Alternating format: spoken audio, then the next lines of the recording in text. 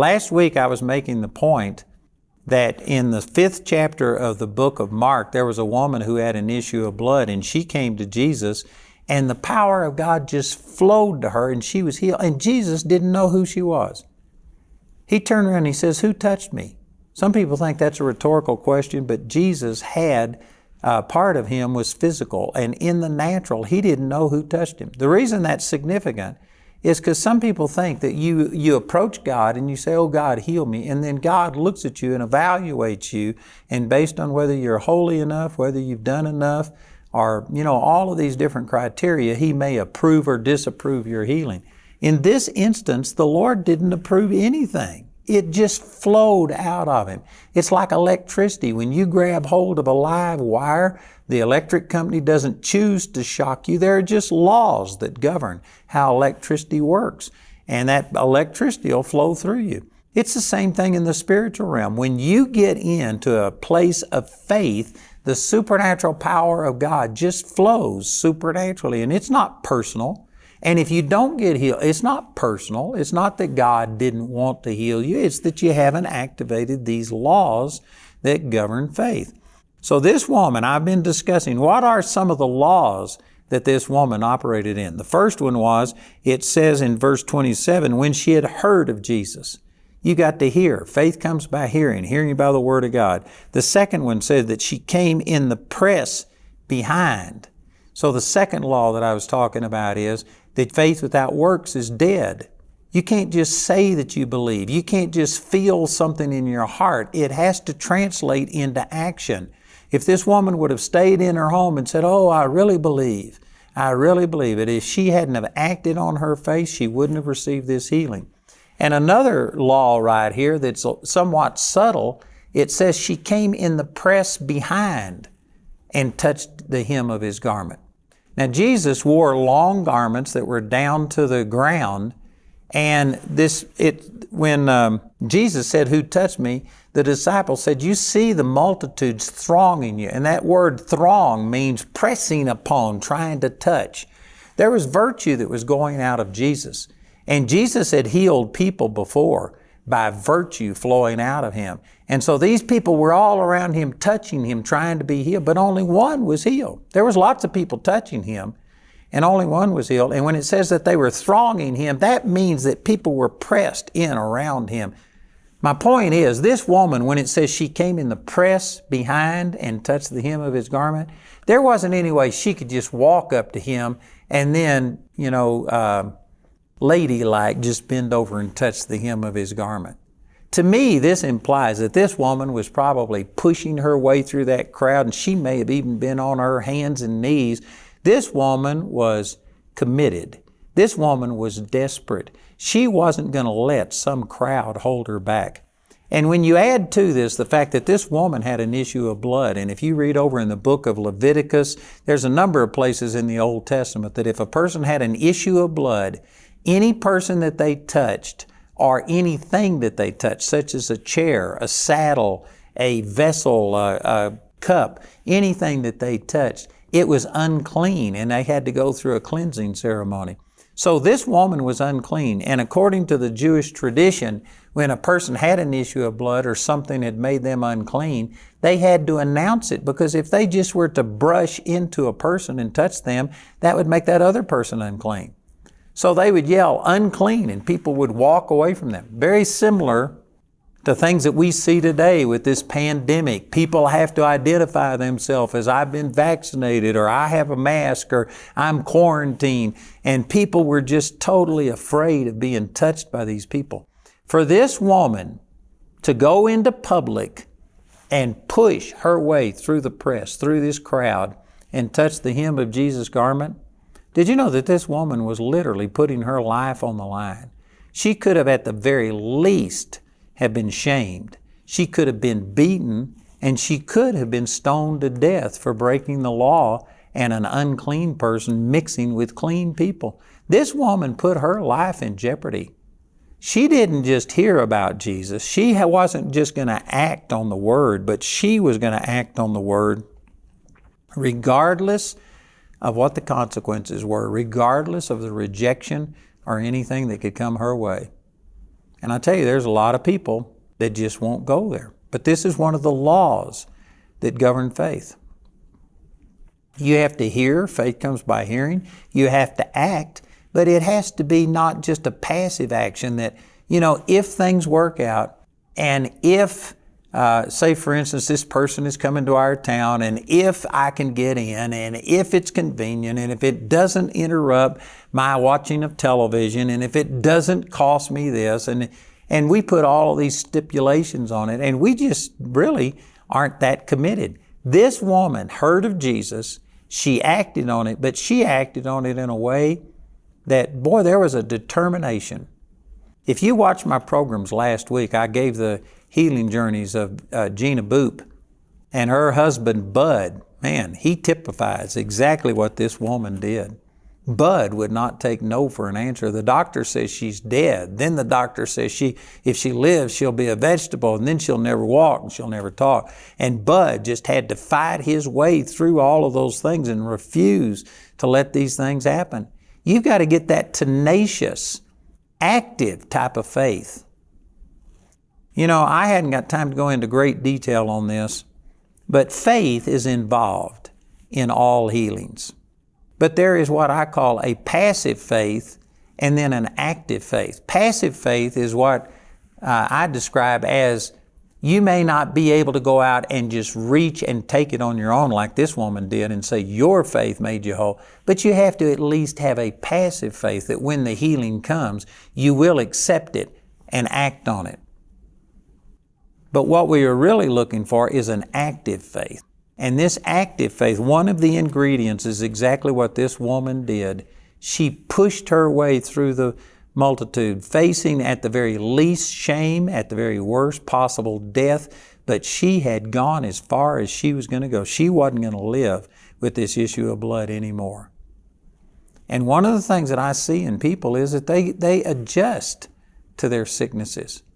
In our modern day, we now have handicapped ramps, we have handicapped bathrooms, we have money from the government for disabled people. And I'm not saying that those things are bad, but I'm saying it has allowed people to accommodate their sicknesses, and they can live with it.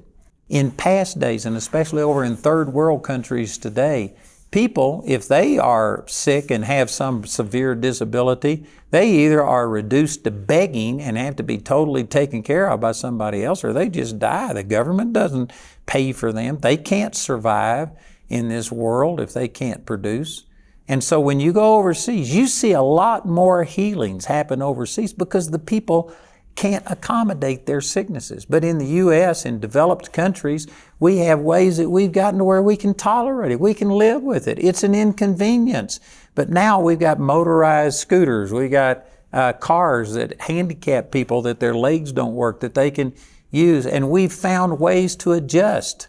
Again, am I saying that those are bad things? No, I guess it's better to adjust than to have nothing. But the best is to get to a place where you said, I'm sick and tired of being sick and tired, and I'm just not going to live this way anymore. And I'm telling you, this is one of the laws that governs faith. As long as you can tolerate being sick or infirm or whatever your problem is, then you will.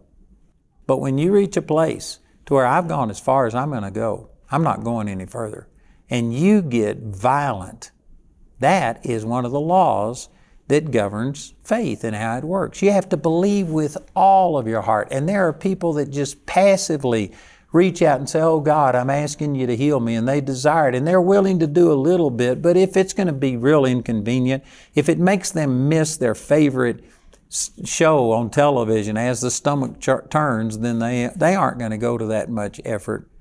I tell you, that's not believing with all of your heart. You have to get to a place to where there is just no quit in you. And, you don't always get there instantly. Sometimes you have to progress towards this place. Most of us have been raised to be passive. Just go with the flow. And to stand up and go against public opinion and go against what the doctor says, the lawyer says, the banker says. For you to stand up and let God's word be true and every man a liar, Romans 3:4. You don't just get there all at once. but you have to start moving in that direction. You may not just be able to cover the distance between where you are and where healing is all in one step, but you could start taking steps in that direction. And one of those steps is to just get a holy dissatisfaction with being sick. And I tell you, there's so many people I minister to that they'll tell me things like, I can tolerate this. I had one guy tell me that he had problems from the top of his head down to the bottom of his feet. He must have named 6 things. And he talked about pain in his neck, pain in his back, sciatic, hip pain, sciatic pain, all the way down to his feet, neuropathy. He told me all of these things. But then he says, I could live with all the rest of it, but this neck pain is really bad. Could you just pray for that? See, that's a terrible attitude. That's a terrible attitude. I can survive. I can live with these things. I can take a pill for my headache. I can do this for my cold. You need to get to where you don't tolerate stuff like that. I'm jumping way ahead in this series, but I'm going to teach you how you can literally walk free from sickness, not just get healed when you're sick, but not even get sick. And that's a huge leap for most people. But did you know one of the ways you get there is you get to where you just do not tolerate sickness. I won't tolerate sickness. I had Daniel Amstutz, the guy who runs our praise and worship, and he also runs our healing school, and he's seen thousands and thousands of people heal. But he's heard me say things like, I don't get sick. I don't believe in getting sick. And he didn't quite relate to that, because even though he gets healed and he's seen great things happen, he does get sick some. So he went with me on one of my trips and was with me for a week or so. And he was specifically looking for what is it that causes me not to get sick. And at the end, he came up and told me, he says, what it is, he says, you hate sickness more than I do. And that's an absolute truth. I do not tolerate sickness. I don't tolerate pain. There's a lot of things that happened to me that I could have just learned to live with, but I just refuse to do that. This passiveness, this acceptance of sickness is one of the things that will just kill the supernatural power of God. This woman, she had heard of Jesus, she acted, and when there was opposition and there was a crowd around and it wasn't easy to get to Jesus, she pressed through this thing. She exposed herself to ridicule, to possible punishment. The same thing happened with the man who was let down through the roof into that crowd. There was such a crowd around Jesus, he couldn't get to him, so they went up on the rooftop and they took the tiling off of the roof and let the sick man down. That's desperate. That's radical. And did you know most people are just not willing to be radical? Most people won't do that. Most people would rather have the acceptance of everyone around them. I actually ministered to a man in Seagoville, Texas, who used to be the sheriff in Seagoville, Texas, but he had been shot. And anyway, somehow or another it damaged his spine, and he was paralyzed, and he was in a wheelchair, and he was paralyzed from the waist down. I went over and ministered to him, prayed for him, laid hands on him, and he got feeling back in his legs. And he started kicking his legs and moving his legs. He'd been paralyzed for, over a decade. And he got to moving his legs. And I said, get up out of that wheelchair. And he says, oh, I can't. I've had gallbladder surgery, and they had a bag on him and a tube stuck into where the surgery had been done. And he says, if I stand up, it's going to pull this tube out. And back then, this is back, and I guess about 72, 73, long time ago. And I just wasn't as strong then as I am now. Now I'd have probably janked the guy up and stuck my finger in the hole. But back then, I just told him, I said, well, you wait until they take that tube out and you get over this surgery and then you stand up. Anyway, when he got back from having the tube taken out, he was paralyzed again. And I was asking him what happened. I prayed for him, and this time I didn't see any physical manifestation. And I had a guy who was much stronger in the Word than I was come speak at our church. He went over, and I told him about this situation. He went and visited that guy, and he perceived in this guy a lack of, I don't know how to say this, but he wanted to be healed, but he didn't want to be healed. And at that time, I'd have thought anybody wants to be healed. Anybody who's in a wheelchair wants to be healed. And I couldn't understand it. And he confronted this guy. He says, you don't really want to be healed. And this guy, oh yeah, I do. But he says, no, you don't. He says, if you want to be healed, you come to church tonight. And he says, I'll guarantee you get out of that wheelchair. Well, the guy didn't show up at church that night. So the evangelist went on and left. And the next week I went over to this guy's house and I said, why didn't you come to the service? You say you want to be healed. I've seen the healing power of God touch you. Why weren't you there? And he just opened up and started sharing. He said, I used to be the sheriff. I got shot, and that's what made me paralyzed. He says, I'm on disability. And he says, it's been decades since I've worked a regular job. He says, I don't know how to go get a job. If I got healed, I'd lose my disability. I'd have to go to work, and I don't know what I'd be doing. He says, plus, everybody looks at me as a hero because I got shot in the line of duty. And he says, now if I was healed, people won't understand it. They won't think that I was ever really hurt. They'll think that I was faking it. And because of what people would think of him, because of financial situations and stuff, this man just would not get up out of that wheelchair. And I'm telling you, there are people that you have become adjusted to your sickness. I had another man that had back problems, and I prayed with him. He was in excruciating pain, and he was unable to bend over. I prayed with him. He started touching his toes, and for 2 or 3 days, this man was completely healed. And towards the end of the service, he came up to me and he says, I've been in litigation, and they've got $1 million settlement that I'm getting next month. And he says, if I get healed, I'm going to lose this settlement. And he says, I can't do that. And I said, well, what would you rather have, $1 million or have your health? This guy chose he'd rather have the $1 million, and he just refused to walk in that. And by the end of the week, this man was back to being in pain. There are people that for whatever reason, they may look like they want to be healed. They may be talking about it, but the truth is they have adjusted to their sickness. I actually went into a hospital thinking that, well, everybody wants to be healed. And I was talking to a guy who was crippled. He had a wheelchair, but he also had crutches. And I was telling him that it was God's will for him to be healed. And he said, oh no, God made me this way. God is getting glory out of me suffering and doing things. And I just kept talking to him. This guy got mad, and he was in his wheelchair, but he grabbed his crutch and was swinging it at me and chased me down the hall and chased me out of the hospital, swinging his crutch at me. I'm telling you, there are some of you, I'm saying this in love, but you have adjusted to your sickness.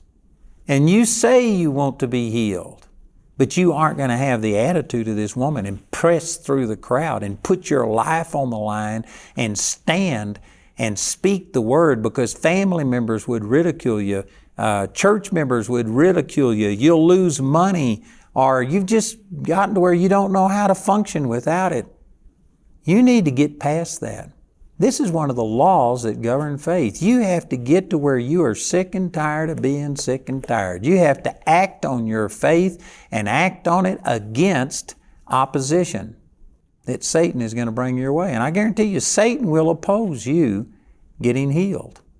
There are many of you that look at your sickness as just being organic. You don't see that Satan is involved in it at all. And I think that there are some things, like if you hit your hand with a hammer and it swells up, I don't think that's demonic. That's just a physical, natural thing. If you cut yourself and you get an infection, I think that's just a natural thing. There are some things that you deal with that are totally natural, but there's about 50% of the time that Jesus cast demons out of people to get rid of blindness, deafness, dumbness, not talking about not being smart, but not being able to talk, and other things. Jesus cast demons out of people. A lot of our sicknesses are just demonic, and that's the reason the doctors can't find a reason for what's happening, because it's not just physical, it's demonic. You have to get to where you are fighting the devil. This is a life and death battle, and you have to get to where you hate sickness and your infirmity, and you will not tolerate it. That's one of the things I get from this woman. She pressed through the crowd, and she just fought through this thing, and praise God, because of that, she got her healing. Are you willing to do these same things? God is no respecter of persons. Romans chapter 2, verse 11. If this is how this woman received, you can receive the same way. But you're going to have to do the same things. And there's a lot of people that are just so passive. They desire healing. They beg for it. They ask for it. They'll spend money. They'll go to meetings. They'll do things. But they won't act. They won't get violent. They won't stand there and take what is rightfully theirs. And I tell you, until you reach these places, you're going to be dependent upon somebody else doing your faith for you. This is how faith reaches out. This is the type of faith that where Jesus said, your faith has made you whole. You're going to have to stand up on the inside. Somebody's watching this right now that you can't stand in the physical, but you can stand up on the inside. You can do something. Carly Teradez, the mother of Hannah that I played their healing journey, she was in a wheelchair at one time and she just determined she was going to stand. And it took her 30 minutes to pull herself up and stand. And then she says, I'm going to take a step. And she took a step. But within 2 hours, she had walked 2 miles from being in a wheelchair where she couldn't even stand to where she walked 2 miles within 2 hours because she just started little by little fighting against that thing. You've got to get this attitude and stand and fight. And if you don't stand up, you won't see it come to pass. Again, I want to give you a free little pamphlet here that summarizes some of the teaching I'm talking about. It has a lot of scriptures, and it's a summary of this book, God Wants You Well. And I've got this not only in a book, but in a study guide format. We've got CDs and DVDs if you'd rather do it that way. We've got a healing university with over 60 hours of teaching from our Charis Bible College instructors. A lot of things. Listen to our announcer as he gives you this information, and please call or write today.